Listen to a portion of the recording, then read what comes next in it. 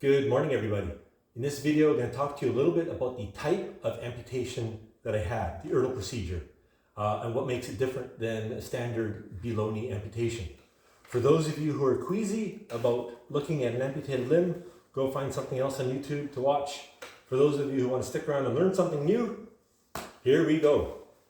So starting off, I'm wearing my shrinker sock. Anytime I'm not wearing my prosthesis, I wear a shrinker sock. I don't wear it if I'm sleeping, but if I'm out and about on my crutches for a day, I will wear a shrinker sock to help just maintain volume in my stump.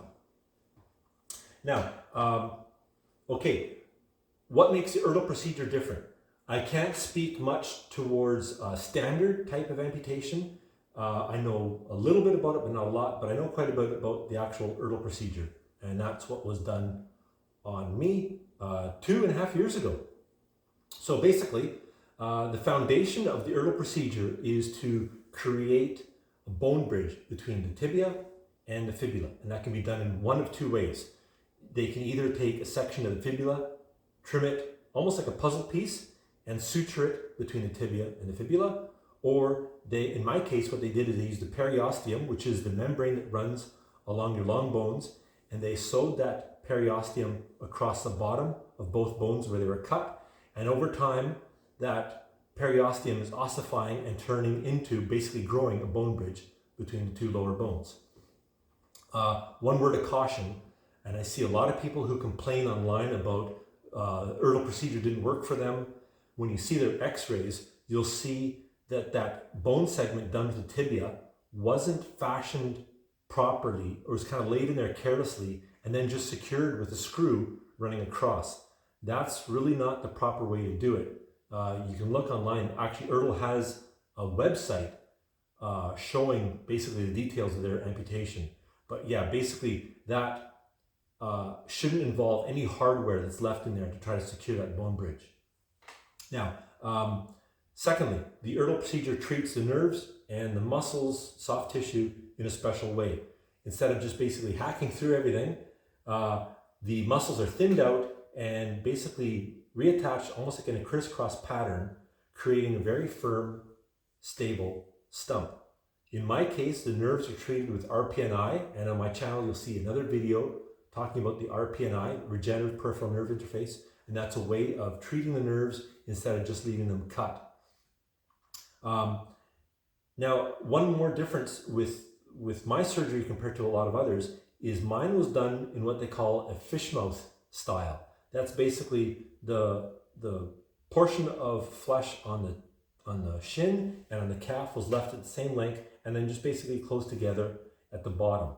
Some surgeons will do a long posterior flap and then they will wrap that tissue around the base of the cut bones and then suture it along the front of the shin. Now, I've seen also quite a few people complain about that because it ends up leaving them with a lot of loose flabby tissue as those calf muscles atrophy. They're not really hooked up to anything properly. And then secondly, they get a lot of sensitivity where that scar is, and they also get strange sensations because part of their shin is actually their calf. So they get these weird sensations where their brain is trying to figure out just what's what. In my Ertl procedure, I have none of that. My calf feels like my calf, my shin feels like my shin, and the way those muscles are fastened, I don't have any, that's actually relaxed. I don't have much of any loose tissue, and I can flex my calf muscle, making it really firm.